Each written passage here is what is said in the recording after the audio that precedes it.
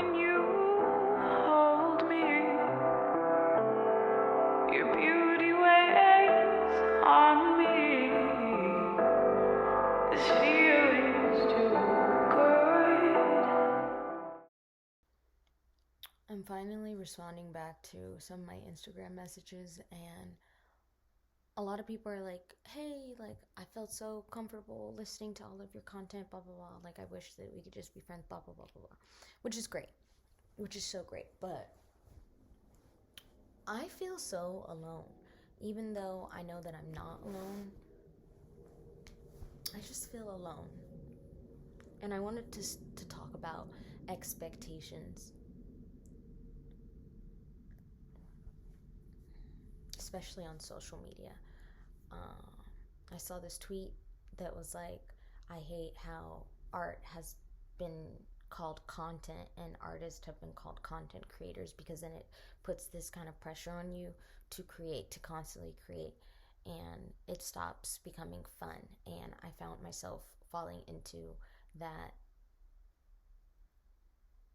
I don't know, cycle of like, hey, I gotta post this for the people, I gotta post this for the people, when you remember that you get into this stuff because it's what makes you happy, and you start doing things for other people rather than for yourself, and then it becomes work, and then it just becomes hard. People start to have expectations,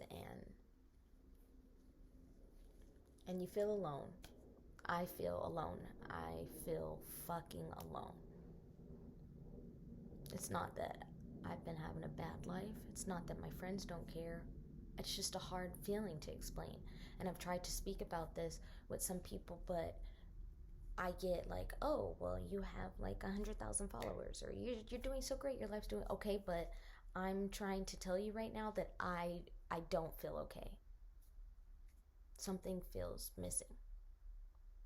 And I feel okay when I'm creating without any expectations. I watched that video again when I was editing it, and I was like, okay, 411. I was like, okay, well, what can we do about that? If you feel better when you're creating, what's stopping you from creating? And it's because I feel burnt out, tired, not only from work, but also just like feeling like I need to deliver when I really don't. I want to make art. Like, when I was on shrooms, what helped me create was realizing that I am a conscious being residing in this vessel, which I've talked about before. And what helped me do that was movement. Being aware of how your body moves, being aware of the energy inside of you, pushing your energy towards other things, you know, within your body. And I've been learning about the chakras. I have this board. I do chakra readings with my angelic oracle deck, and I go over 12 different chakras in detail. Matter of fact, I have 5 readings to do, and I was going to work on them today, but then I was like, you know what? I don't feel at my best self to be helping somebody else. And creating helps me feel better. So I decided to create instead. This is one of the boards. It's kind of reversed, but 12 chakras.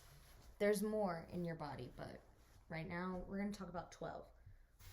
You have your Earth Star chakra, which is kind of like your root chakra, and the base chakra. So the Earth Star chakra, base star chakra works on you being rooted and grounded. When those chakras are kind of out of line, you will have like money problems, you'll have like relationship problems, just everything that is being a human you will have issues in, because you're not grounded, you're not rooted. We have the sacral chakra. This is the one that I want to talk about right now. I'll go on about the other ones. I'll just read them. But we have sacral, solar plexus chakra, the heart chakra, the higher heart chakra, the throat chakra, Alta major chakra, the third eye chakra, the crown chakra, the soul star chakra, and the stellar gateway chakra. Now, your sacral chakra, back to this one, that is all about creativity, sensuality, your expression of like the self, your body, your movement.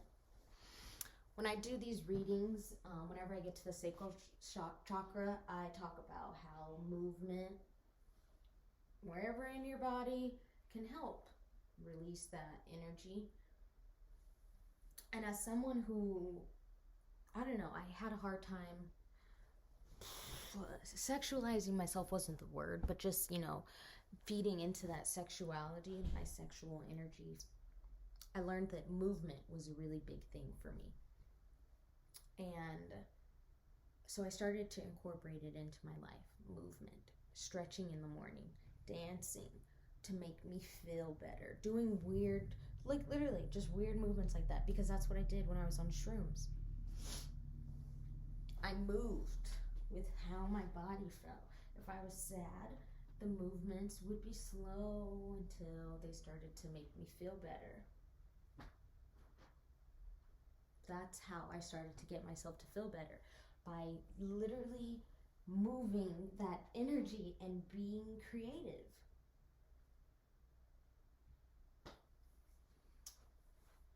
I asked people on TikTok what made them come out of a depressed state, a burnt out state. Some people said they take off their shoes and they go outside and they just walk around to be grounded, which is great.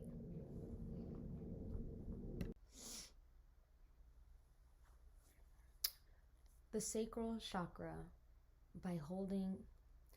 by activating that energy within me, this is also kind of related to Kundalini energy, like Kundalini yoga. It's like supposed to be some deep thing, but it activates this energy within you. The Kundalini energy is like a serpent residing at the bottom of the spine, just kind of dormant, waiting to be activated. And as you activate it, it just kind of like snakes up, and it's energy going through like your chakra vortexes.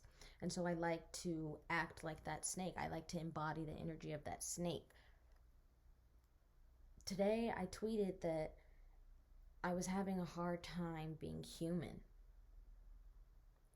because to me, being human and feeling okay in life is me creating, is me sharing my life's experiences. It's 4 p.m. now, and I finally feel a little better because I started to create. So I hope this helps you whenever you're feeling a little sad.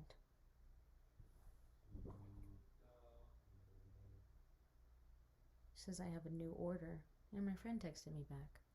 My roommate's also saying soup dumplings.